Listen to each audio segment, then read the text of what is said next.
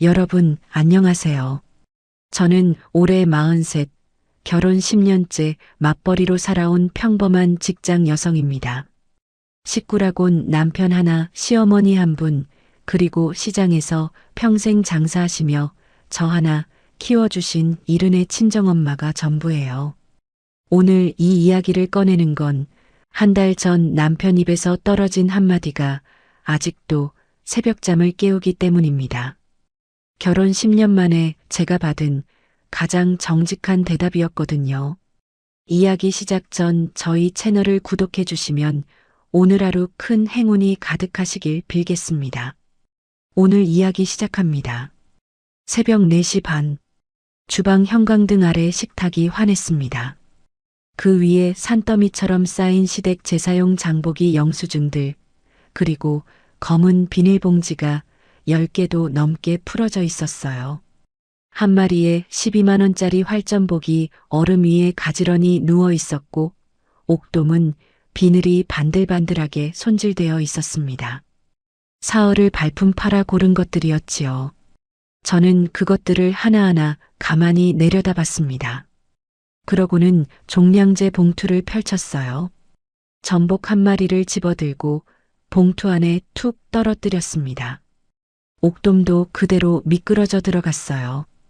두부, 동태포, 청포묵, 손이 시리도록 골라온 햇과일까지 음식물 쓰레기통과 종량제 봉투를 오가며 차곡차곡 쳐박았습니다.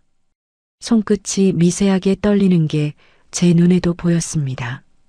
그런데 이상하게 눈물은 안 났어요. 거울 없이도 제 얼굴을 알 것 같았습니다. 분명히 웃고 있지는 않았을 텐데 결혼하고 처음으로 제일 평온한 얼굴이었을 거예요. 봉투 입구를 묶다가 시선이 식탁 옆 벽에 걸린 달력에 닿았습니다. 붉은 펜으로 굵게 동그라미를 친 날짜 하나. 한 달 전, 친정엄마 칠순. 손에 힘이 풀려 묶다 만 봉투 매듭이 스르르 풀어졌습니다. 그날 아침이 또렷합니다. 출근 준비를 하던 남편의 와이셔츠 자락을 제가 어렵게 붙잡았어요. 여보, 다음 주 토요일에 엄마 칠순이거든. 저녁 한 끼만 같이 가서 먹자. 응? 미역국이라도 한 그릇 떠놓고 오자고. 남편은 넥타이를 매다 말고 거울 너머로 저를 한번 흘끔 봤습니다. 그 눈빛이 지금 생각해도 사람을 사람으로 안 보는 눈이었어요. 아, 진짜. 아침부터 또 이거야? 너 진짜 질린다. 한 번이잖아. 칠순이 한 번이잖아, 여보. 한 번? 네가 내 입으로 말해놓고도 몰라. 난 바쁘다고. 바쁜 사람 붙잡고 이런 거 얘기하는 게 네가 제일 잘하는 짓이지. 저녁 한 끼야. 오래 있는 것도 아니고 얼굴만 보고 오자. 됐다니까. 내 엄마 잔치가 내일 같아? 너 혼자 가. 너희 집 일은 너 혼자 알아서 해. 남편은 넥타이를 거칠게 잡아채면서 제 손을 뿌리쳤습니다. 그 바람에 저는 거실 바닥으로 그대로 주저앉았어요. 무릎이 마룻바닥에 부딪혀 둔탁한 소리가 났는데 그 사람은 돌아보지도 않았습니다. 그리고 현관으로 걸어나가면서 그 말을 했어요. 네 부모는 네가 좀 알아서 해. 나 귀찮게 하지 말고. 쾅! 현관문이 닫혔습니다. 저는 그 자리에 한참을 앉아 있었어요. 일어날 힘이 없는 게 아니라 일어나면 뭐라도 부수고 싶어서요. 그러다가 무의식적으로 휴대전화를 꺼냈습니다. 녹음앱. 작년 초였나 남편이 한밤중에 술을 먹고 들어와 처음으로 손찌검 비슷한 걸 하던 날 친구가 깔아주고 간 앱이었어요. 통화도 주변 소리도 다 잡아두는 거였습니다. 평소엔 켜져 있는지도 잊고 살았는데 그 아침의 음성이 거기에 고스란히 박혀 있었습니다. 저는 휴대전화를 가슴에 꼭 안고 베란다 창에 머리를 기대었어요. 그 길로 친정엄마한테 전화를 걸었습니다. 손이 떨려서 2번이나 잘못 누르고서야 통화 버튼이 눌렸어요. 엄마, 내가 몰랐는데 그이가 다음 주 회사에 큰 행사가 있다고 하네. 우리 다음 달에 좀 일찍 와서 같이 먹자. 응? 엄마, 내가 꼭 갈게. 수화기 너머에서 엄마가 잠깐 침묵하셨어요. 그 침묵이 어떤 무게인지 딸인 저는 알지요. 그래, 그래. 김서방이 바쁜데 어쩌겠니? 엄마는 괜찮아. 너희만 건강하면 돼.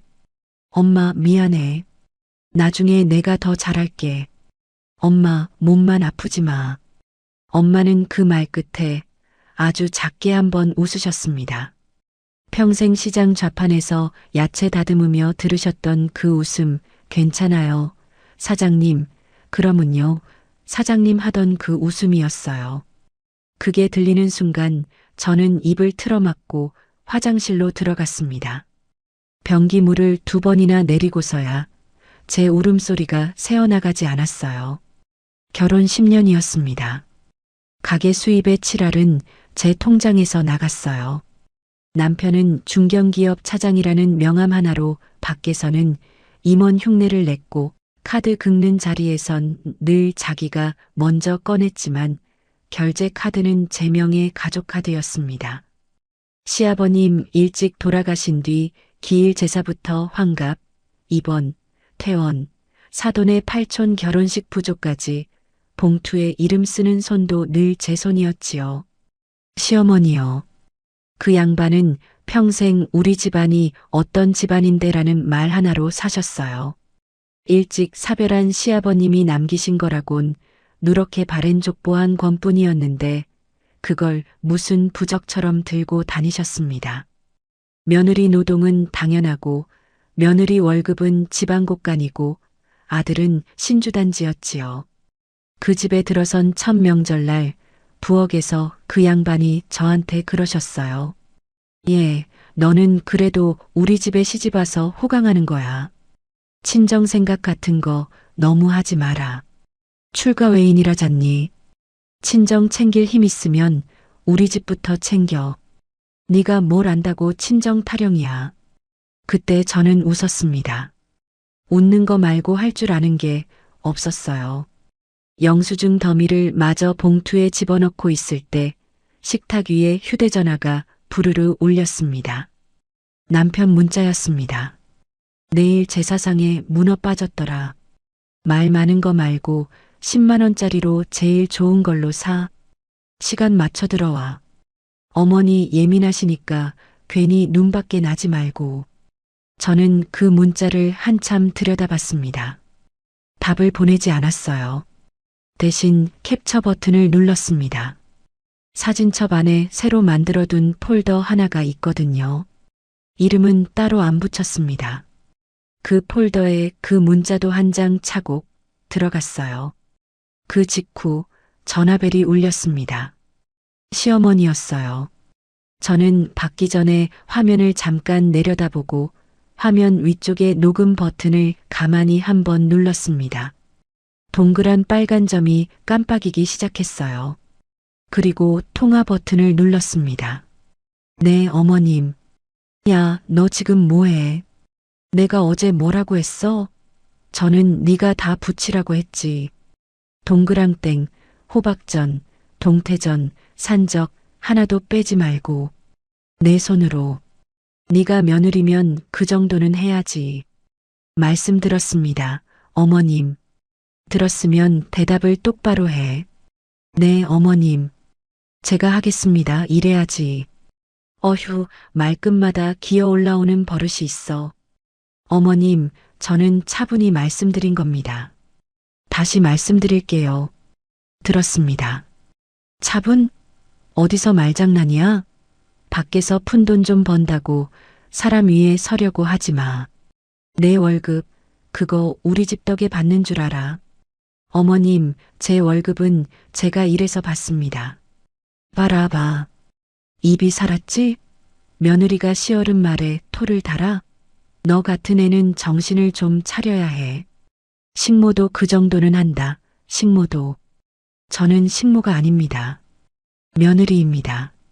그래서 며느리면 더 해야지. 너 친정 챙길 생각하지 말고 우리 집 제사부터 제대로 해. 제사가 장난인 줄 알아? 제사가 장난이 아닌 건 압니다. 아는 애가 왜 말대꾸야. 내일 새벽 5시까지 와. 5시. 늦으면 동네 망신이야. 내가 얼굴 들고 못 나가.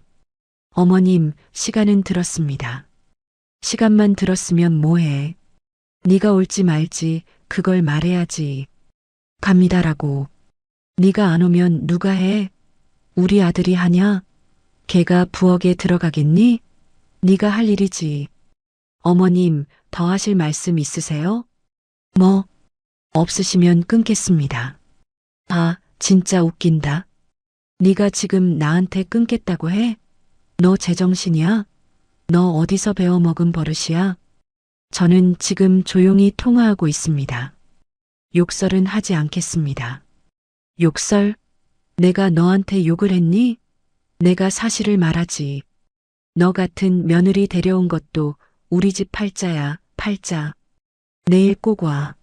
안 오면 내가 너 가만 안 둬. 뚝. 그쪽에서 먼저 끊었습니다. 저는 휴대전화를 식탁 위에 가만히 내려놓았습니다. 빨간 점은 계속 깜빡이고 있었어요. 종료 버튼을 누르지 않고 저는 의자에 등을 기댔습니다. 창밖이 푸르스름하게 밝아오고 있었어요. 종량제 봉투 2개가 현관 앞에 단정히 묶여 있었고 식탁 위에는 깨끗한 영수증 1장이 남아 있었습니다. 시댁 제사 장복이 영수증이 아니라 며칠 전 변호사 사무실에서 받아온 상담 영수증이었어요. 저는 그 종이를 손바닥으로 천천히 한번 쓸어 폈습니다. 새벽 5시까지 가야 하는 그 집에 저는 가지 않을 생각이었습니다. 대신 거실 한가운데 세워둔 캐리어 위에 손을 가만히 얹었어요. 손바닥 아래에서 10년이 처음으로 숨을 골랐습니다. 그러니까 정확히 1달 전이었습니다. 비밀번호 누르는 소리가 났어요. 삑, 삑, 삑, 삑. 그 사람만 알 텐데 시어머니도 알고 계셨지요. 결혼하고 1년쯤 됐을 때 아들이 며느리 모르게 가르쳐 드렸거든요. 그 뒤로 어머님은 우리 집인데 내가 좀 들여다보면 어때서를 평생의 자유이용권으로 쓰셨습니다. 저는 그날 야근을 마치고 거의 밤 10시쯤 집에 들어갔어요. 현관문을 여는 순간 부엌에서 냉장고 문이 열렸다 닫혔다 하는 소리, 반찬통 뚜껑 여닫는 소리가 났습니다. 신발도 제대로 못 벗고 부엌까지 들어갔어요. 시어머니가 우리 집 싱크대 앞에 서 계셨습니다. 손에는 제가 사흘 전에 만들어둔 멸치볶음통, 그 옆에 어묵볶음, 시금치나물, 죄다 뚜껑이 열린 채 싱크대 위에 늘어놓여 있었어요. 어머님 오셨어요? 왔지. 내가 안 오면 누가 오냐? 너네 집꼴이 이게 뭐냐? 반찬이 다 말라비틀어졌네. 이런 걸 해놓고 살림한다고 큰 소리 쳤어? 어머님이 멸치볶음통을 싱크대 위로 탁 소리나게 내려놓으셨어요. 안에 든 멸치들이 후루룩 튀어 올랐습니다. 뼈대 있는 집안 제사 모시는 며느리 부엌이 이래도 되는 거야? 새우젓도 떨어졌대. 시아버님 기일이 코앞인데 너 뭐했니? 도대체. 어머님 지금 시간이 늦어서요. 내일 아침에 제가 정리하겠습니다. 제사는 제가 준비합니다. 정리? 말이 좋다. 늘 그런 말만 하지. 내일 되면 또 바쁘다, 피곤하다 핑계 대겠지. 네가 며느리면 며느리답게 굴어야지. 저는 가방을 한 손에 쥔 채 서 있었어요. 그러자 어머님이 그 가방을 빼앗아 그대로 거실 바닥에 던지셨습니다. 노트북이 들어있던 가방이 둔탁한 소리를 내며 떨어졌어요. 퇴근하고 왔으면 옷부터 갈아입고 부엌부터 들여다봐야지. 뭘 안고 서 있어? 가방은 조심히 놓으셨어야죠. 안에 일하는 물건이 들어있어요. 내가 내 가방까지 눈치 봐야 해? 웃기지 마. 네가 뭘 얼마나 한다고. 거실 소파에 누워 텔레비전을 보던 남편이 그 모습을 흘끔 보고는 낄낄 웃었어요. 엄마 말이 맞아. 너 반찬 진짜 성의 없게 해. 지금은 그 말할 때가 아니야. 나 방금 퇴근했어. 퇴근? 그래서 뭐? 다들 퇴근해도 집안일은 해. 너만 특별한 줄 알아? 그러면서 자기가 신었다 벗은 양말 한 짝을 발가락으로 가리켰습니다. 소파 밑으로 굴러 들어가다만 꼬질꼬질한 그 양말이요. 저거 좀 치워라. 당신이 벗은 건 당신이 치워. 난 지금 부엌부터 보겠어. 와, 말대꾸는 잘하네. 엄마 앞에서 어디서 기어올라. 말대꾸가 아니야. 내가 해야 할 일과 당신이 해야 할 일을 구분하는 거야. 그 양반들 등 뒤에서 저는 가만히 남편의 양복 재킷을 들어 올렸어요. 어머님이 가방을 던지신 그 옆 의자에 그 사람 재킷이 걸쳐져 있었거든요. 회사 가방을 거실 바닥에 떨어뜨려 두고 골프 채널이나 보고 있는 남편을 보면서 저는 그 재킷부터 안방으로 옮기려고 했습니다. 그런데 안주머니가 묵직했어요. 종이 모서리 하나가 안주머니 밖으로 살짝 삐져나와 있더라고요. 무심코 손이 갔습니다. 봉투 하나, 명세서 한 장. 봉투에는 빨간 글씨가 박혀 있었어요. 최종 연체 통지서, 5천만 원 마이너스 통장. 남편 단독 명의로 새로 개설된 거였습니다. 저는 그 봉투를 들고 잠깐 숨을 멈췄어요. 옆에 접혀 있던 명세서를 펴보니 카드론 사용 내역서였습니다. 같은 사람 이름으로 또 5천만 원. 둘이 합해 1억이었어요. 그 사이에는 일주일 전 결제한 새 골프채 영수증이 끼어 있었습니다. 손이 떨리는데 거실에서 어머님이 저를 부르셨어요.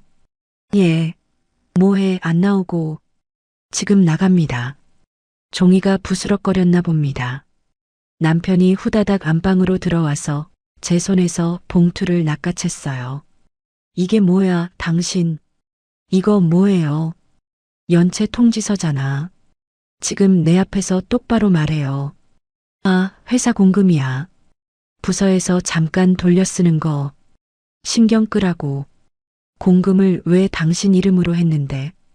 그리고 연체가 왜 떠. 말이 안 맞잖아. 아, 진짜 사람 피곤하게. 모르면 모르는 척이나 해. 난 모르는 척 못해. 이건 우리 집 일이야. 당신 빚이잖아. 우리 집? 네가 뭘 알아. 그냥 조용히 있어. 어차피 네가 뭘 할 수 있는데. 남편이 봉투와 명세서를 그대로 쥐고 안방 문을 쾅 닫고 나가버렸어요. 저는 그 자리에 한참을 서 있었습니다. 손이 안 떨리는 게 이상할 정도였는데 정말 떨리지 않았어요. 그냥 머릿속에서 숫자 하나가 또박또박 깜빡거리고 있었습니다. 물려받은 재산이라곤 누렇게 바랜 족보 한 권뿐인 시댁이 우리 집 가계부 위에서 평생 뼈대 있는 집안 행세를 하고 있었던 그 이유가 그날 비로소 한 줄로 정리되더라고요. 그 두 양반이 다 돌아간 뒤였어요. 밤 11시가 넘었을 때 휴대전화가 울렸습니다. 친정엄마였어요. 여보세요, 엄마. 우리 딸 퇴근했어? 늦었지? 응, 방금. 엄마는 잠깐 망설이시다가 목소리를 한 톤 더 낮추셨어요. 누가 옆에서 듣기라도 하는 것처럼요. 저녁은 먹었니? 김서방은 잘 챙겨 먹였고? 응, 챙겨 먹였어. 아유, 우리 딸 고생이야. 김서방 신경 거스르지 말고, 응? 엄마는 여기 잘 있으니까. 그냥 엄마 목소리 한번 들으려고 했어. 엄마, 나 괜찮아. 엄마는 걱정하지 마. 그래도 조심해. 네가 다치면 엄마는 못 살아. 저는 화장실 문을 열고 들어가 문에 등을 대고 주저앉았어요. 입을 손바닥으로 막은 채로 엄마, 엄마라고 속으로만 2번을 불렀습니다. 시장에서 평생 채소 다듬어 저 하나 대학까지 보낸 그 손이 사위 심기까지 살피느라 목소리를 낮추고 있다는 게 그 밤에 처음으로 똑똑히 들렸어요. 전화기 너머에서 엄마가 한 번 더 말씀하셨습니다. 엄마는 너만 행복하면 돼. 알지? 응, 알지. 엄마. 그리고 힘들면 참지 말고 말해. 엄마한테는 말해도 돼. 응. 엄마, 나중에 또 전화할게. 저는 통화 종료 버튼을 누르고 주먹을 꽉 쥐었어요. 손톱이 손바닥에 박혔습니다. 그런데 눈물은 안 났어요. 눈물 대신 그동안 들어 마셨던 숨이 한꺼번에 나오는 것 같은 길고 깊은 한숨이 한 번 났습니다. 다음 날은 토요일이었어요. 남편은 골프장 간다고 새벽부터 일어나 부산을 떨었습니다. 제 명의 가족카드를 지갑에 챙기면서 콧노래까지 부르더라고요. 어제 그 빨간 글씨 봉투가 어디 갔는지는 제가 묻지도 않았고 그쪽도 말하지 않았어요. 카드 여기 있지? 오늘은 내가 좀 써야겠다. 당신은 집에서 제사 준비나 해. 그 카드 내 명의야. 오늘부터 내가 관리해. 뭐? 웃기지 마. 네가 감히 나한테? 감히가 아니야. 이제는 내가 내 돈을 지켜. 아침부터 재수없게 굴지 마. 내 골프 망치지 마라. 그 사람이 차고로 내려가는 엘리베이터 문이 닫히고 30초쯤 지났을까요? 휴대전화가 또 울렸습니다. 이번엔 시어머님 문자였어요. 예, 제기들 너무 낡았더라. 너희 집 체면이 그 모양이면 되겠냐? 이번에 다 바꾸자. 300만 원만 오늘 안에 송금해.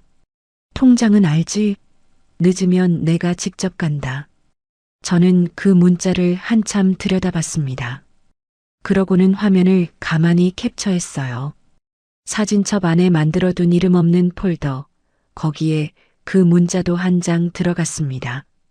봉투를 받던 그 밤에 식탁 모서리 위에 슬쩍 펼쳐 다시 한번 찍어두었던 연체 통지서 사진이 그 폴더 안에 이미 한 장 있었거든요.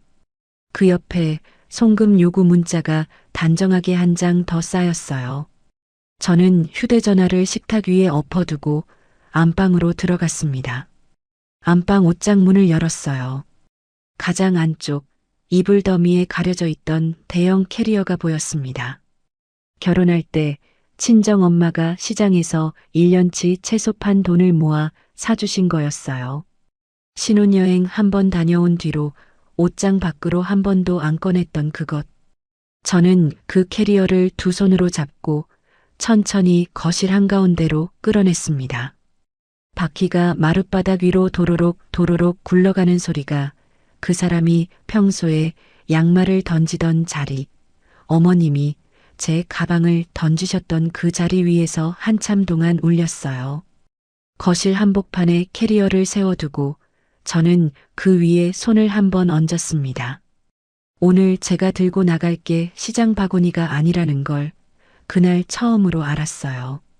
캐리어를 끌고 나온 그날, 저는 처음으로 정말로 잠을 잘 잤어요. 악몽이 아니라 잠다운 잠을 잤다는 게 결혼해서 처음이었던 것 같습니다. 다음 날 아침 출근길에 저는 회사 가는 지하철을 한번 그냥 보냈어요. 그 자리에 서서 휴대전화 검색창에 이혼 전문 변호사를 천천히 쳐넣었습니다. 손가락 끝이 떨리지 않더라고요. 점심시간이었습니다. 회사에서 두 정거장 떨어진 빌딩, 작지만 깔끔한 변호사 사무실이었어요. 저는 미리 챙겨간 노트북 가방을 무릎 위에 올려두고 앉아 있었습니다. 변호사는 저보다 두어 살 위쯤 되는 여자 변호사였어요. 명암이 단단해 보였습니다. 자료부터 차근차근 볼게요. 준비해 오신 거 전부 보여주세요. 저는 가방에서 두꺼운 클리어 파일 하나를 꺼냈어요. 그동안 시가로 이체된 송금 내역 출력본 한 묶음, 시아버님 기일 제수 비용, 시어머님 환갑상, 사돈의 8촌 부조금, 새 김치냉장고, 시댁 보일러, 교체비, 영양제, 한약감. 그 위에 가지런히 정리해둔 제 급여 명세서 한 묶음. 그 옆에 폴더 이름이 단정하게 적힌 USB 하나. 여기요.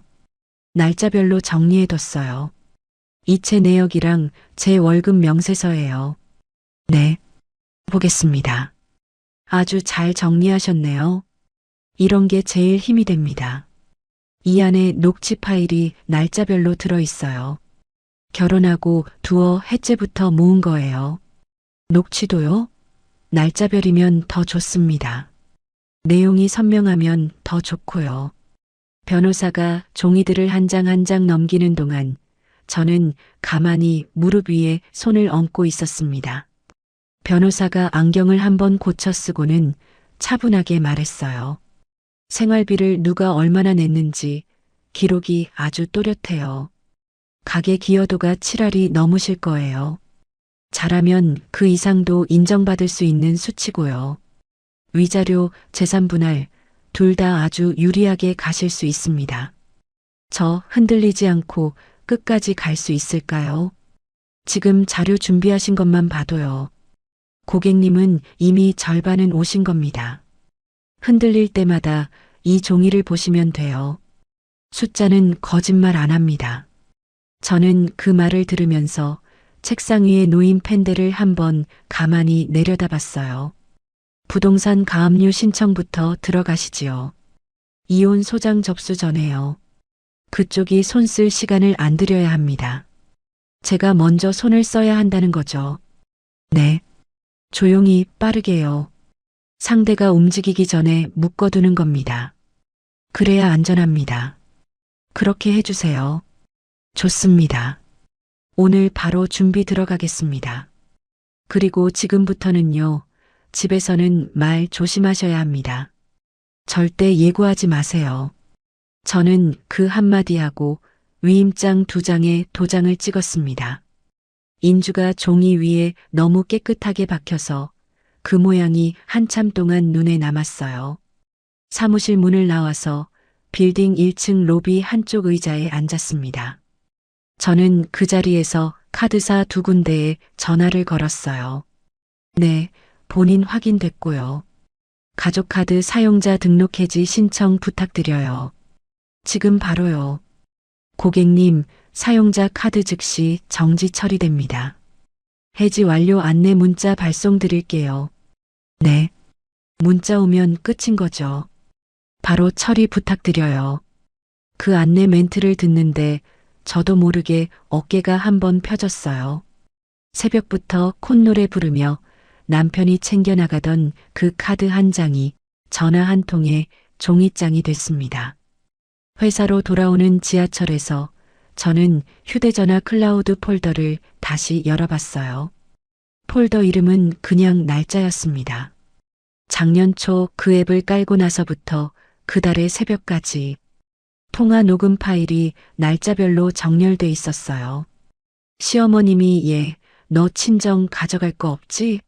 하시던 음성, 남편이 제 머리채를 한번 잡았다 놓은 그 밤의 발자국 소리, 너희 친정, 그깟 시장, 좌판이 무슨 집안이라고 하시던 어머님의 비웃음. 그게 다 거기 있더라고요. 저는 그것들을 USB에 옮겨 담아 변호사 사무실에 한 부, 제 사무실 책상 안쪽에 한 부, 친정엄마 모르게 친정집 텔레비전 뒤쪽에 한 부, 그렇게 3군데에 나누어 두었습니다. 그날 저녁 퇴근하고 들어가니 남편이 소파에서 발을 까딱거리며 저를 기다리고 있었어요. 내일까지 문어 사야지. 싼 거 말고 제일 좋은 거. 즐기면 내가 욕먹어. 알겠어요. 그리고 과일. 사과 한 상자, 배도 한 상자 더. 어머니 앞에서 약 모자라면 그건 네가 못한 거야. 내가 망신이잖아. 네. 네가 맨날 내만 하지? 그래도 이번엔 똑바로 해. 어머니 눈이 얼마나 무서운지 알지? 어머니가 한마디만 하면 너 친정까지 같이 욕먹는 거야. 그 말 기억해 둘게요. 저는 건조하게 한번 웃었습니다. 그 사람은 그게 웃는 건 줄 알았는지 흡족하게 고개를 끄덕이고는 다시 텔레비전 쪽으로 몸을 돌렸어요. 카드가 정지된 것도, 자기 안주머니에 들어있던 빨간 봉투의 운명이 결정된 것도 남편은 그날 밤 정말 까맣게 모르고 있었습니다.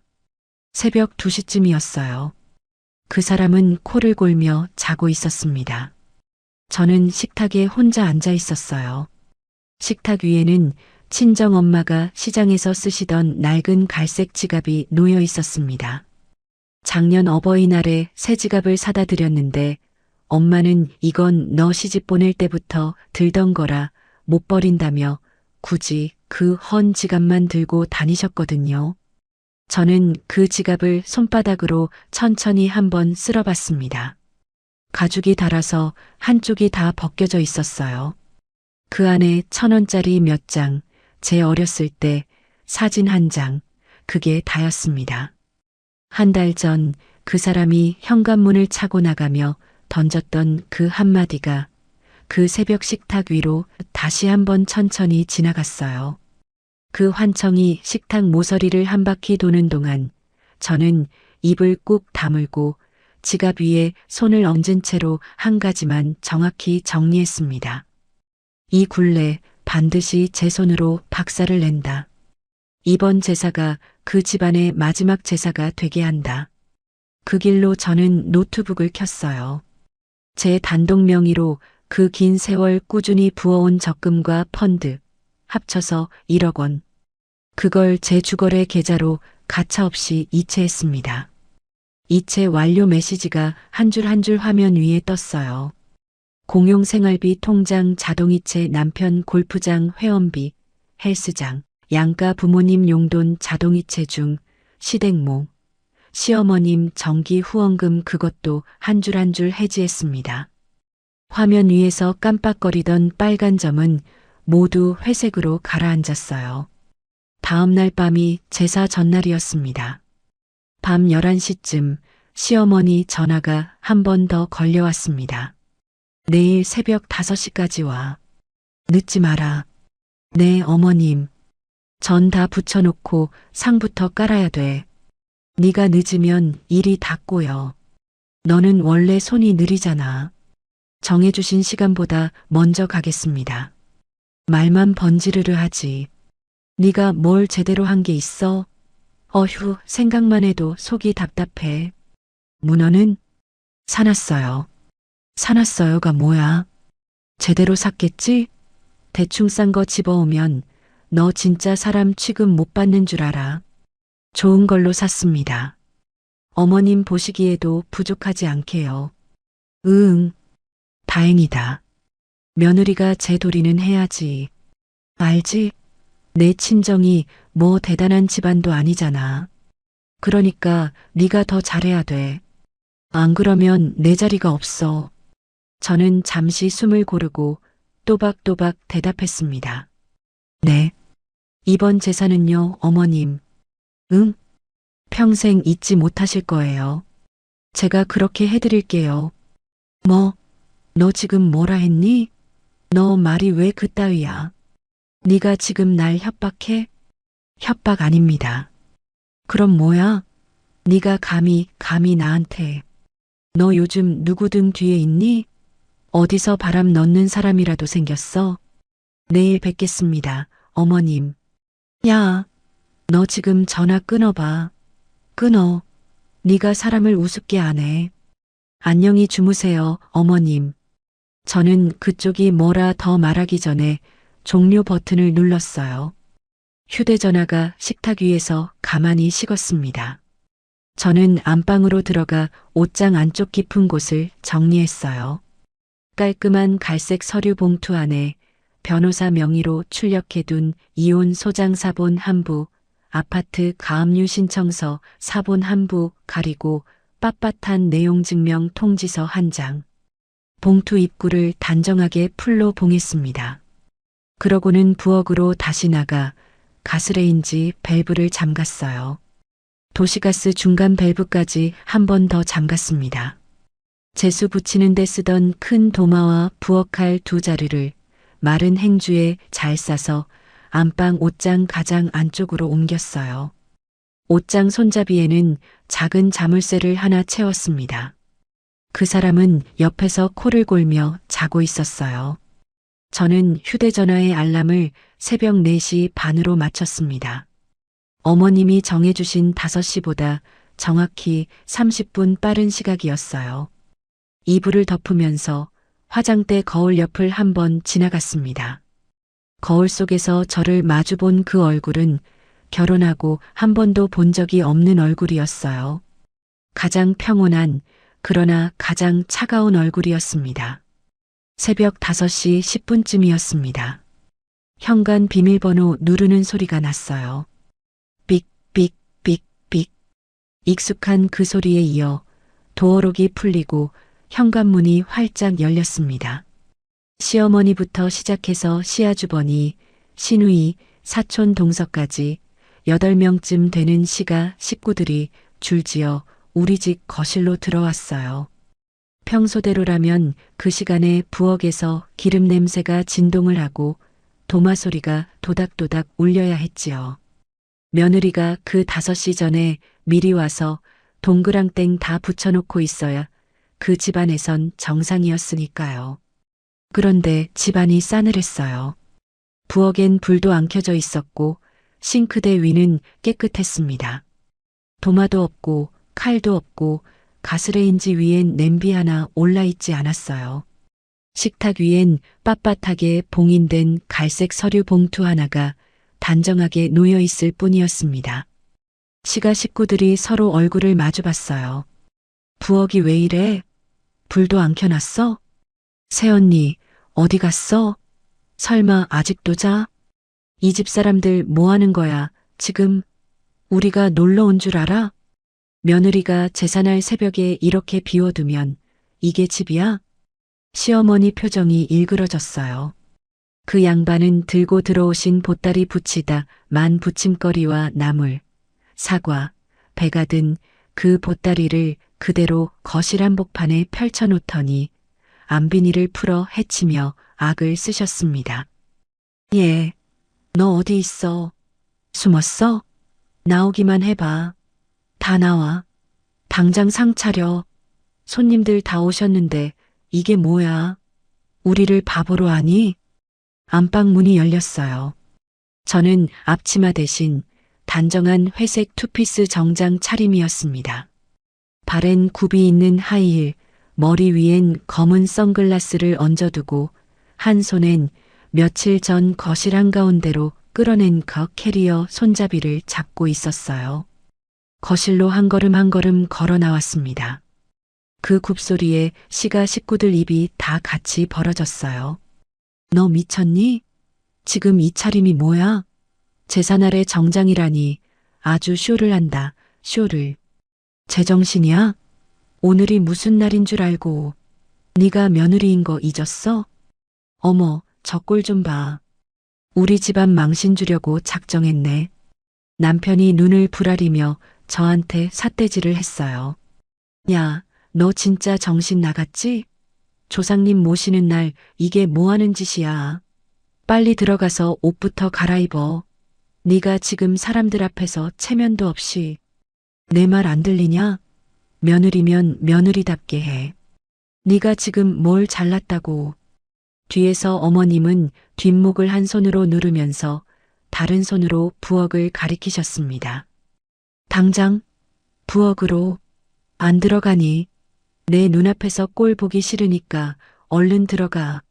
상 차려. 지금 당장. 여기서 뭐해? 서 있지 말고 움직여. 말로 하면 못 알아듣니? 저는 캐리어를 거실 한가운데 세워두고 남편 쪽으로 한 걸음 다가갔어요. 그 사람 코끝에 닿을 만큼 가까이요. 그 사람 눈동자가 흔들리는 게 보였습니다. 결혼하고 처음 보는 눈빛이었어요. 저는 그 사람 눈을 똑바로 보면서 이 말을 했어요. 제사? 어쩌라고? 난 안 해. 지금부터 내 이름으로는 그 어떤 상도 안 차려. 거실이 잠깐 쥐 죽은 듯 조용해졌어요. 너한테나 조상님이지. 나한텐 그냥 잡귀신들 아니냐? 그리고 이 집에서 내 손으로 더는 뭐 안 해. 뭐라 했어 너? 지금 방금 잡귀신이라고 했어? 야, 너 입이 어떻게 그래? 네가 사람이야? 어른들 앞에서 그런 소리를 해? 아주 미쳤네, 미쳤어. 남편 입이 반쯤 벌어진 채로 굳었습니다.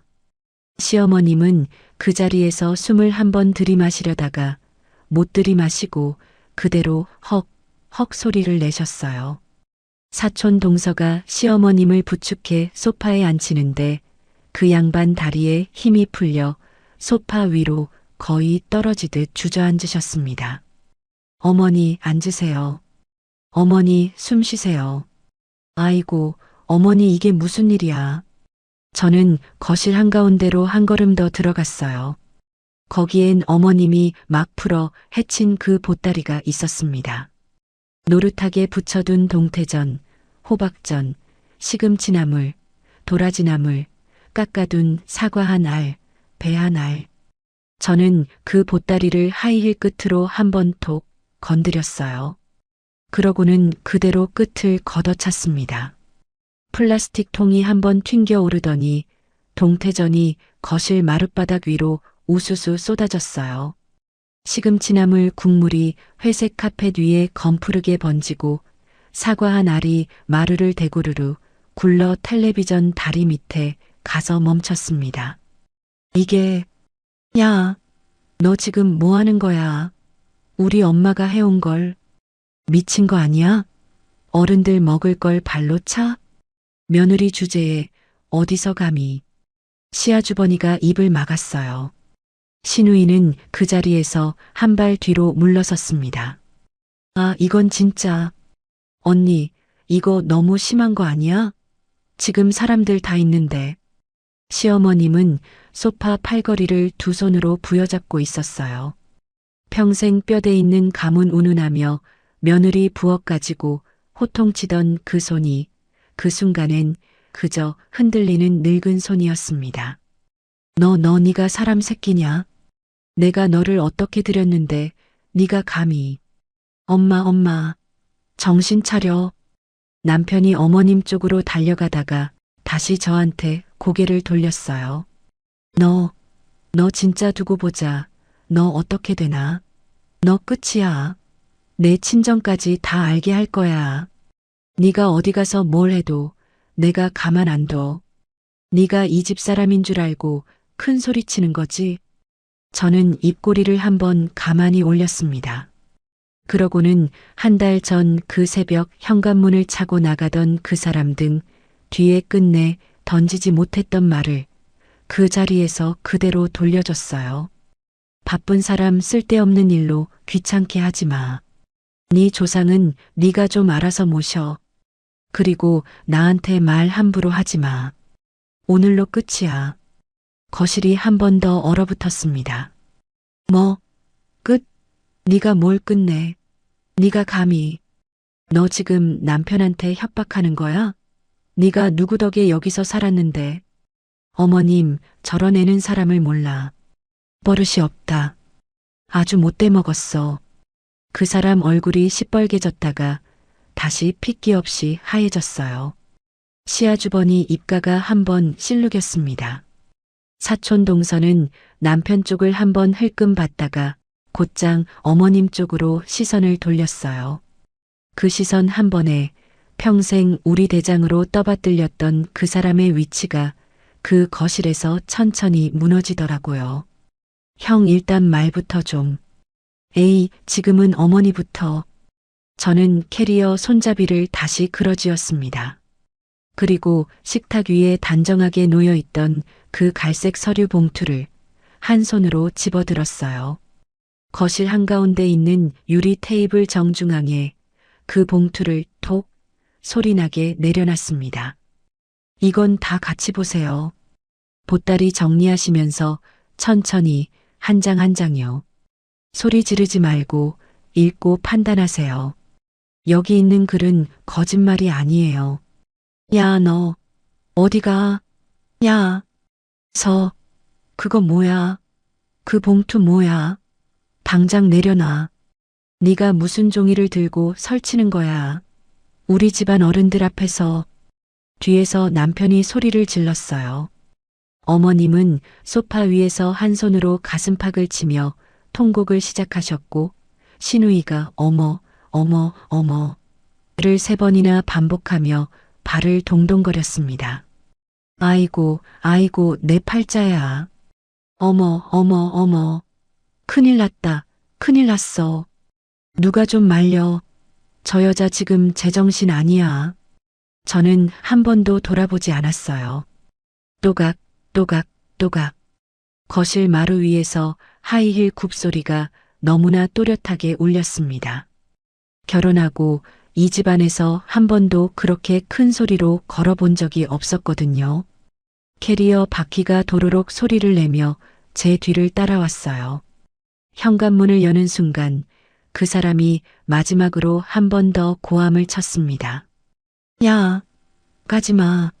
야, 너 이대로 가면 진짜 끝이야. 나가면 네가 손해야. 돌아와. 지금 당장 돌아와. 네가 밖에 나가면 어디 갈 데나 있어? 네가 뭘 할 수 있는데.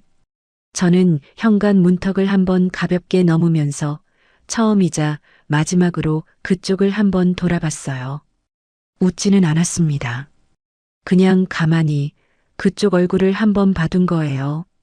평생 잊지 못하실 거라고 어젯밤 어머님께 약속드린 그 얼굴을 저도 한번 눈에 담아둬야 했거든요.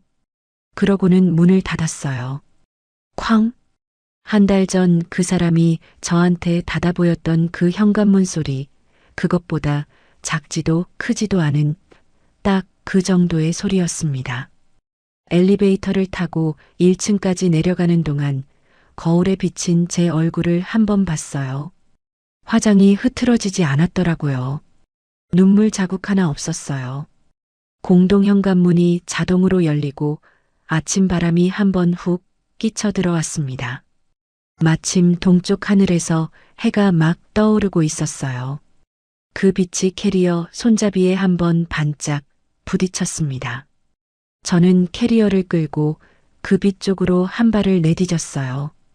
그 한 걸음에 10년 묵은 체증이 마치 누가 두 손으로 위에서 아래로 한번 쭉 끌어내려주는 것처럼 싹 빠져나갔습니다. 길 건너편 카페가 막 셔터를 올리는 게 보였어요. 저는 횡단보도 신호를 기다리며 처음으로 평일 아침의 햇살이 어떤 색인지 천천히 가만히 들여다봤습니다. 제가 현관문을 닫고 나간 그 거실에서 무슨 일이 벌어졌는지는 그날 오후 사촌 동서가 친구에게 보낸 메시지가 한 다리 건너 다른 친척을 거쳐 저한테까지 흘러들어와 나중에서야 알게 됐어요. 그러니까 지금부터 드리는 이야기는 제가 그 자리에 없었어도 그 거실에서 손바닥 들여다보듯 보였던 풍경입니다. 제가 떠난 직후의 거실이었습니다. 남편이 떨리는 손으로 유리 테이블 위에 놓인 갈색 서류 봉투를 집어들었어요. 봉투 입구를 손가락으로 한번 더듬다가 그대로 쭉 찢었습니다. 봉투 안에서 종이 석 장이 차례로 나왔어요. 첫 장, 이혼 소장 사본. 둘째 장, 아파트 부동산 가압류 신청서 사본. 셋째 장, 변호사 명의 내용 증명 통지서. 그 사람 얼굴에서 핏기가 한꺼번에 사라졌습니다. 변호사 직인이 또렷이 찍힌 종이 석 장을 들고 있는 그 손이 평소 골프채를 잡던 그 단단한 손이 아니었어요. 이게 뭐야? 야, 이거 장난이지? 누가 이딴 걸 내가 뭘 잘못했다고 이런 걸 내밀어? 말이 되냐고. 누가 시킨 거야? 너 맞지? 너지? 옆에서 어머님이 그 종이를 빼앗아 들고 흔드시며 악을 쓰셨습니다. 가짜야, 가짜. 변호사? 웃기지 마. 네가 뭘 안다고 변호사를 불러. 네가 우리 집안을 상대로. 너 같은 게 너는 그냥 입 다물고 설거지나 했어야지. 야, 지금 당장 출장 뷔페 불러. 카드 긁어. 제사상부터 차려. 손님들 굶기면 내 책임이야. 너 일부러 이 난리 낸 거지? 우리 체면 망치려고. 남편이 휴대전화로 출장 뷔페 업체에 전화를 걸었어요. 카드 번호를 부르고 결제 단계로 넘어가는데 수화기 너머에서 안내음이 났습니다. 고객님, 결제가 거절됐습니다. 사용자 등록 해지된 카드입니다. 남편이 다른 카드를 꺼내 다시 부르고 또 다른 카드를 꺼냈어요. 그런데 그 사람이 평소 지갑에 꽂고 다니던 그 카드들이 죄다 제 명의 가족 카드였거든요. 고객님, 모두 사용자 등록 해지된 카드입니다. 그 사람 손이 텅 빈 지갑 위에서 한번 멈췄어요. 뭐야, 왜 이래? 아니, 잠깐만. 이거 오류 아니야? 내가 결제를 못한다고? 말도 안 돼. 엄마, 잠깐만. 나 지금 카드가. 급해진 남편은 거실을 가로질러 현관으로 뛰어나갔습니다. 어디 가냐는 어머님 호통도 못 듣고 슬리퍼 한 짝을 거꾸로 깨어 신은 채 엘리베이터를 잡아탔어요.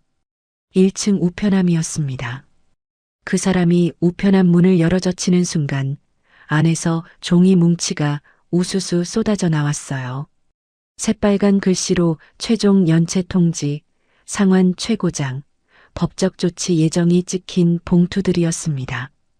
한 통은 마이너스 통장, 한 통은 카드론, 한 통은 캐피탈 대출.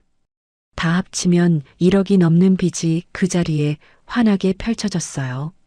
남편이 정신없이 그것들을 가슴팍에 끌어모으는데 등 뒤에서 한마디가 떨어졌습니다. 서방님, 그게 뭐예요? 사촌 동서였어요. 그 양반은 남편이 불러서 빌려준 돈을 받을 수 있나 보러 우편함에 잠깐 같이 내려온 거였습니다. 그 양반 손에 들려있던 봉투 한 통, 봉투 위에 큼지막하게 박힌 빨간 글씨를 본 그 양반 표정이 한 번에 바뀌었어요. 서방님, 이거 회사 공금이라고 하셨던 거 아니에요? 작년에 우리한테 잠깐만 돌려달라고 했던 그 5천만 원도 이거랑 같이? 아니, 그게 아니고 지금 그 얘기 할 때가 아니긴 뭐가 아니에요. 서방님, 나 지금 손이 덜덜 떨려요. 여기 법적 조치래요. 이게 장난이에요? 우리 돈이 여기 섞였다는 말이에요? 잠깐만, 나도 몰라. 그냥 조금만. 조금만이요? 작년에 똑같이 말했잖아요. 조금만 금방이라고. 서방님, 나 바보 아니에요. 그 광경이 어떻게 위층까지 올라갔는지 모르겠어요. 어쨌든 잠시 뒤에는 거실에 모여있던 시가 친척들 전부가 1층 우편함 앞에 다 내려와 있었습니다. 시아주버니가 남편 손에서 봉투 한 통을 빼앗았어요. 사촌 동서가 또 한 통을 잡아챘습니다. 시누이는 다른 한 통을 펼쳐보고는 그 자리에서 입을 막았어요. 공금? 너 우리한테 회사 부서 공금이라 그랬잖아. 공금이면 왜 내 이름이야? 형, 그게 내가 설명할게. 오해야, 오해. 오해는 무슨 오해야. 다 내 명의로 돼 있잖아, 이놈아. 네가 우리를 바보로 봤지? 잠깐만, 형. 나 지금 머리 아픈 건 우리야. 내가 작년에 빌려준 돈도, 그럼 그 돈도 이 구멍으로 들어간 거야? 동서, 우리 시동생한테 갚으라고 한 그 돈, 우리도 아직 못 받았는데. 그때 너 뭐라 했어? 큰 프로젝트라고 했지. 곧 임원 올라간다고 했지. 너 입으로 다 말했잖아. 아니, 그건 일이 꼬여서. 꼬인 건 내 양심이야. 너는 말만 번지르르 했지. 실제로는 뭐가 있었냐? 나 진짜로 갚으려고 했어. 진짜로 갚으려고 했다고? 웃기지 마. 네가 갚을 사람이면 이딴 최종이 붙겠냐? 서방님, 우리 5천만 원. 나 그것 때문에 우리 집에서 얼마나 싸웠는지 알아요? 당신이 공금이라니까 믿어준 거예요. 근데 이게 뭐예요? 야, 너 지금도 공금 소리 할래?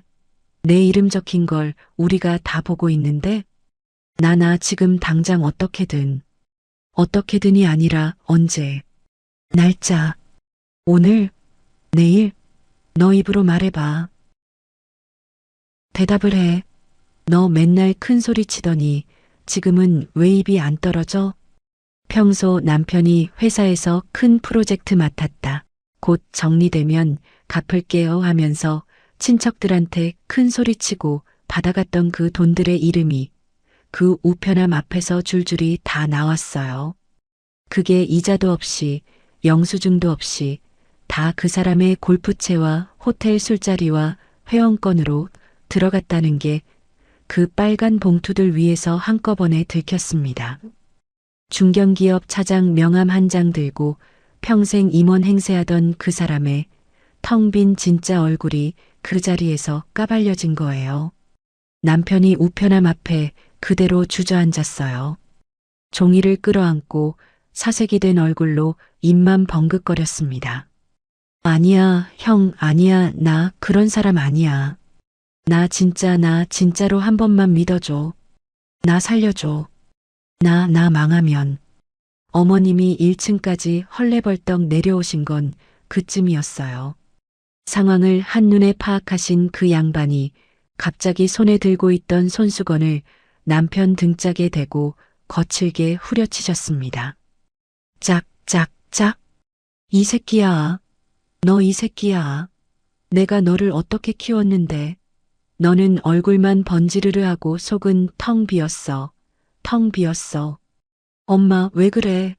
사람들 있잖아. 사람들, 지금 네가 체면 따질 때야? 네가 그렇게 카드 긁고 다니지만 않았어도, 네가 허세만 안 부렸어도, 황금알 낳는 거위 같은 며느리를 우리가 왜 놓쳐? 응? 네가 며느리 돈으로 폼 잡고 다녔지. 네가 며느리 돈으로 어깨에 힘줬지.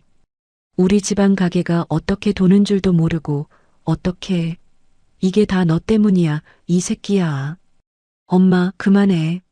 나도 힘들어. 나도 몰랐다고. 몰라. 네가 내 빚을 몰라. 내 손으로 내 이름 쓰고 돈 끌어다 쓴 걸 몰라. 웃기고 있네. 너는 끝까지 남 탓이야. 평생 우리 집안이 어떤 집안인데만 외쳐오시던 그 양반 입에서 그날 처음으로 황금알 낳는 거위 같은 며느리라는 말이 튀어나왔어요. 그동안 며느리 부엌 가지고 호통치던 그 명분이 그 한마디에 휴지 조각이 됐습니다. 뼈대 있는 가문도 조상님도 새우젓도 다 거짓말이었던 거예요. 그 집안의 진짜 뼈대는 며느리 통장이었던 거지요. 그 말을 들은 친척들의 시선이 그 두 모자한테서 한꺼번에 뒤로 한 걸음 물러서더라고요. 엄마, 그게 무슨 소리야? 엄마가 자꾸 제사 타령. 그러니까 결국 걔가 폭발한 거잖아. 엄마 때문이야. 엄마 때문이라고. 엄마가 사람 앞에서 걔를 얼마나 깔봤는데 며느리는 입 다물어 이러고 친정이 뭘 해줬냐 이러고 그걸 누가 버텨? 이 새끼가 끝까지. 너 때문이야. 너 같은 놈을 키운 내가 죄지. 네가 사람 구실만 했어도 며느리가 나가? 네가 남편이면 남편답게 했어야지. 집에서 큰 소리만 치고 밖에서는 카드로 허세나 부리고. 이젠 어쩔 거야, 응? 너 누가 책임질 건데? 네가 책임질 수 있어? 엄마가 좀 조용히 했으면 됐잖아. 제사. 사람 숨 막히게. 네가 숨 막히게 했지. 너는 며느리 돈으로 숨 쉬었어. 너는 며느리 없으면 아무것도 아니야. 알면서도 그랬잖아. 체면을 목숨처럼 여기던 모자 둘이 그 1층 우편함 앞에서 친척들 다 보는 데서 서로 등짝을 때리며 진흙탕 싸움을 벌이기 시작했습니다. 시아주버니가 한 번 혀를 차고 돌아섰어요. 사촌 동서가 남편을 한 번 위에서 아래로 훑어보고는 봉투를 발끝으로 툭 차며 엘리베이터로 들어가 버렸습니다. 사람들이 하나둘 등을 돌렸어요. 우편함 앞엔 종이장을 끌어안은 모자 둘만 남았습니다. 너 나중에 우리한테 전화하지 마. 돈 얘기 꺼내지도 마. 서방님, 사람을 이렇게 속이면 벌 받아요. 진짜로 벌 받아요. 형, 나 부르지 마. 더러워. 같은 시각. 저는 시외버스터미널 근처에 햇볕 잘 드는 카페에 앉아 있었어요. 따뜻한 라떼 한 잔을 양손으로 감싸 쥐고 캐리어는 옆 의자에 단정하게 세워두고 있었습니다. 식탁 위에 엎어두고 나왔어야 할 휴대전화는 그 카페 테이블 위에서 끊임없이 진동하고 있었어요. 부재중 전화 40통, 문자 메시지 수십 통. 여보, 제발. 나 지금 정신이 하나도 없어. 너 어디야? 미안해. 진짜 미안해. 일단 집에 와. 제사 다 취소했어. 엄마도 이제 말 안 한대. 당신이 이러면 나 진짜 끝이야. 나 지금 사람들 앞에서 나 어떡해. 나 카드가 다 막혔어. 그거 당신이 한 거야? 여보, 장난하지 마. 나 지금 숨이 안 쉬어져. 엄마가 잘못했대. 엄마가 내 앞에서 무릎 꿇으래도 할게. 그러니까 한 번만 와줘. 우리 사이에 뭘 그래. 우리 부부잖아. 남들 보기 창피하게 하지 말자. 응? 제발 한 번만. 나 진짜 잘할게. 나 진짜 달라질게. 그 긴 세월 동안 한 번도 본 적 없는 길고 비굴한 장문 메시지들이었어요.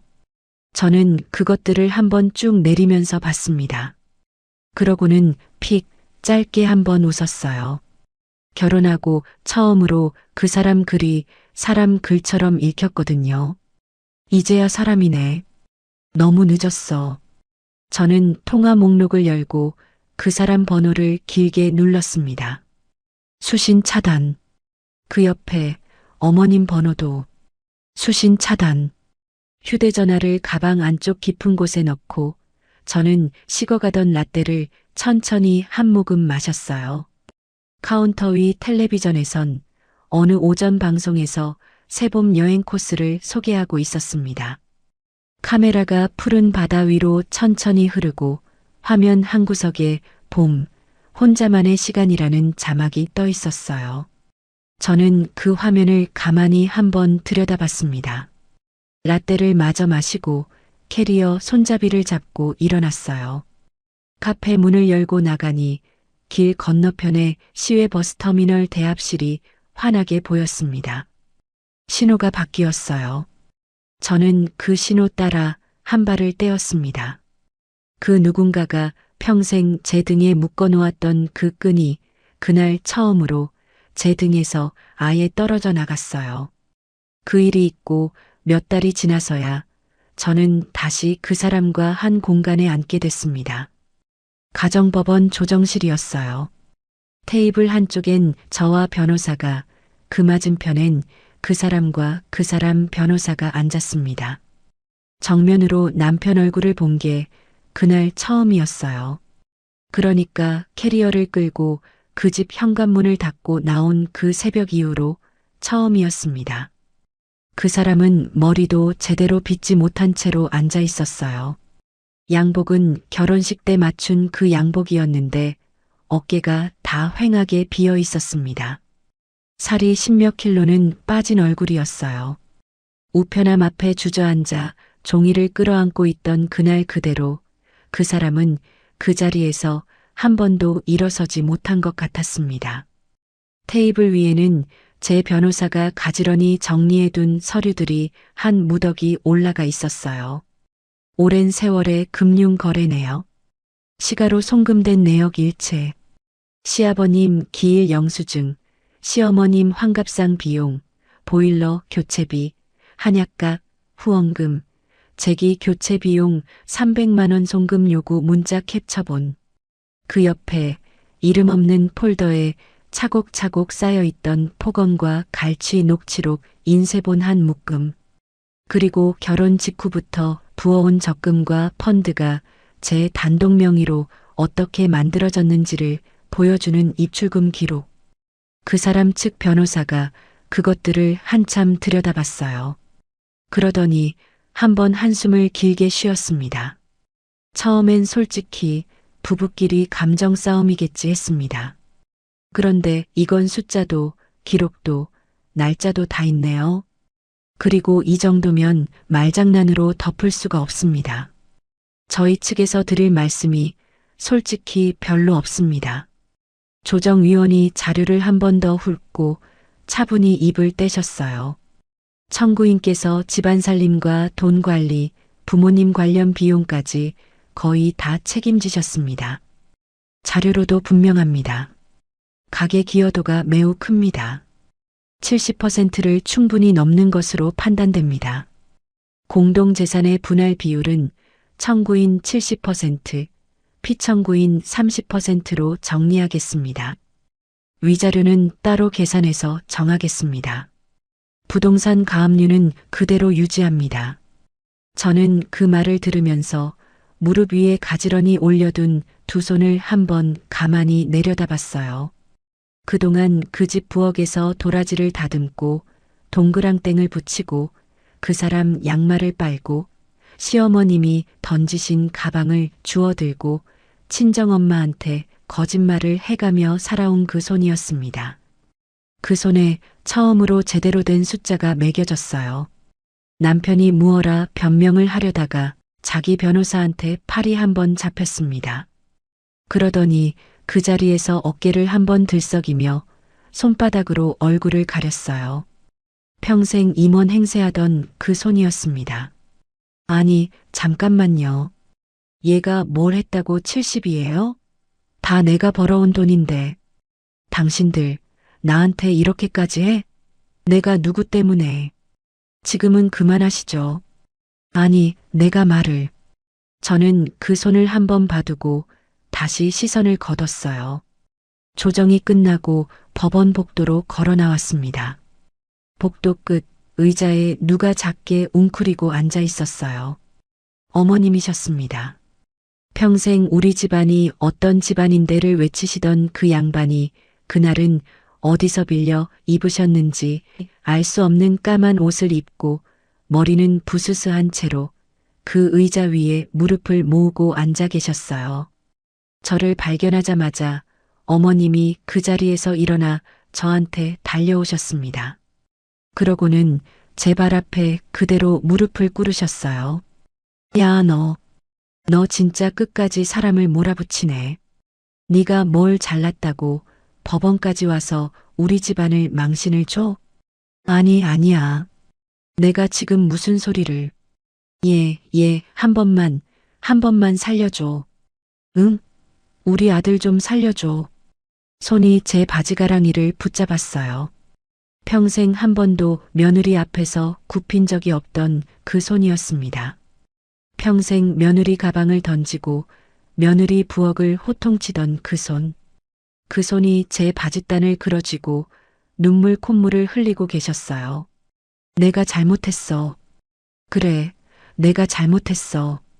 근데 너도 알잖아. 집안일이라는 게 원래 며느리가 하는 거야.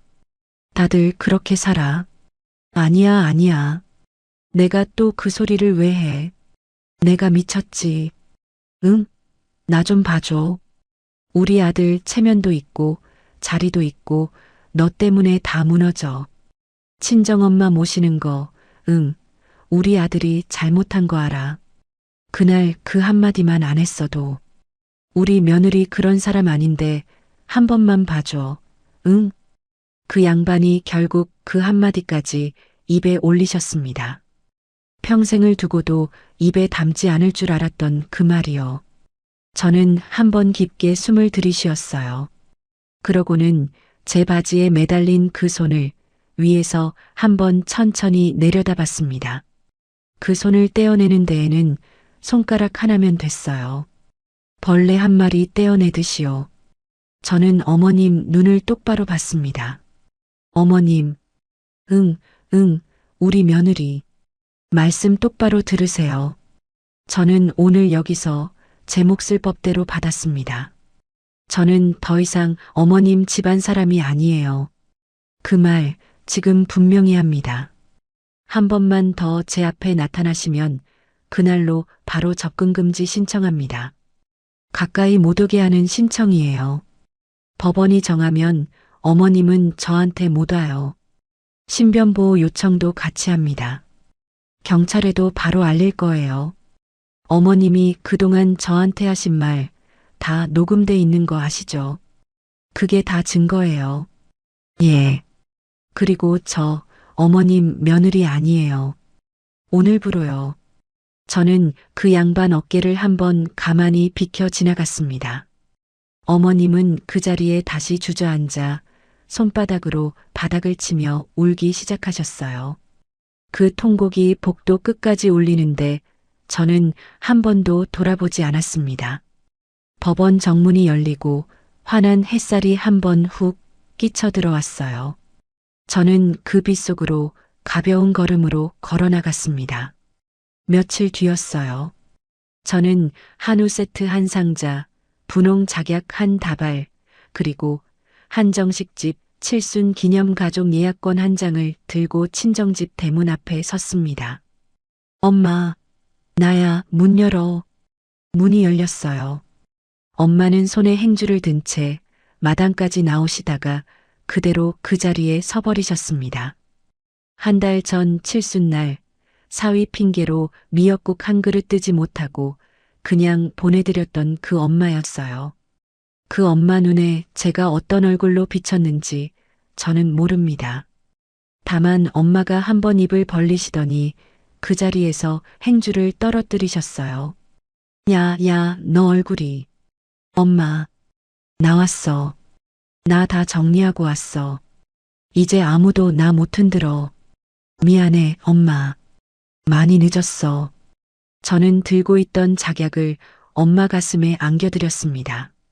엄마가 그 꽃을 안고 한참을 그 자리에서 가만히 계셨어요. 그러더니 행여 사위 심기 거스를까 늘 한 톤 낮춰 다물고 사시던 그 입꼬리가 천천히 한 번 위로 올라갔습니다. 평생 시장 좌판에서 야채 다듬으시며 너희만 잘 자라면 된다고 웃으시던 그 웃음이 아니라 그날은 정말로 당신 칠순상 앞에서 어린아이처럼 환하게 웃는 웃음이었어요. 그날 저녁 한정식집에서 작은 칠순상이 차려졌습니다. 분홍 작약이 상 가운데 놓이고 그 옆에 미역국 한 그릇이 김을 올리고 있었어요. 엄마가 그 그릇을 두 손으로 감싸주는데 그 위로 한 방울, 한 방울 눈물이 떨어졌습니다. 엄마, 울지 마. 우리 이제 진짜로 좋은 일만 만들자. 그래. 우리 딸 고생 많았다. 엄마가 미안하다. 엄마가 왜 미안해. 엄마는 늘 나 지켜줬어. 엄마가 제일 잘했어. 집으로 돌아와 우리는 같이 캐리어 2개를 펼쳐 놓았어요. 엄마 캐리어엔 작년에 한 번도 못 입어보신 꽃무늬 블라우스, 새 책모자, 가벼운 신발 2켤레, 그리고 새 여권 1권. 제 캐리어엔 단정한 옷 몇 벌, 노트북, 그리고 평생 처음 사본 빨간 립스틱 1개. 엄마가 새 여권을 두 손으로 한번 들어보시더니 아이처럼 까르르 웃으셨어요. 내가 비행기를 다 타보네. 엄마, 비행기 처음이지? 응. 텔레비전에서만 봤지. 그래도 우리 딸이랑 가니까 안 무서워. 나 너 손 꼭 잡고 갈 거다. 공항 출국장이었습니다. 이른 아침 햇살이 통유리창을 통해 길게 들어오고 그 빛이 우리 두 사람 발끝에 닿고 있었어요. 엄마는 새 책모자를 살짝 눌러 쓰시고 빨간 캐리어 손잡이를 두 손으로 꼭 잡고 계셨습니다. 저는 검은 캐리어 옆에 서서 엄마 손을 한번 잡았어요. 엄마 손이 평생 시장에서 야채 다듬느라 거칠어진 그 손이었습니다. 그 손과 그 집 부엌에서 동그랑땡을 붙이다 마디가 굵어진 제 손이 그 빛 속에서 한번 단단히 맞아폈어요. 저는 그 누구의 며느리도 아니었습니다. 그 누구의 아내도 아니었어요. 오롯이 제 이름 석자로 그 출국장 게이트 앞에 서 있었습니다. 탑승 안내 방송이 한 번 울렸어요. 저는 엄마 손을 더 꽉 잡고 한 걸음을 떼었습니다. 그 한 걸음이 제 인생 이막의 첫 페이지가 펴지는 소리였어요. 인생톡톡 시청자 여러분, 평생을 참는 게 미덕이라 배우며 살아오신 분들 참 많으실 거예요. 며느리로, 아내로, 엄마로 내 이름 한번 제대로 불려본 적 없이 그렇게 한 세월을 흘려보내신 분들이요. 오늘 사연 속 그분이 캐리어 손잡이를 잡던 그 순간 우리한테 조용히 말해주는 게 있더라고요. 미뤄둔 효도 미뤄둔 내 삶. 오늘이 가장 빠른 날입니다. 이야기를 끝까지 들어주셨다면 잘 들었다고 댓글 하나만 남겨주세요. 구독과 좋아요를 눌러주시는 모든 분들이 행복하시길 기원합니다. 오늘 함께 해주셔서 정말 감사합니다.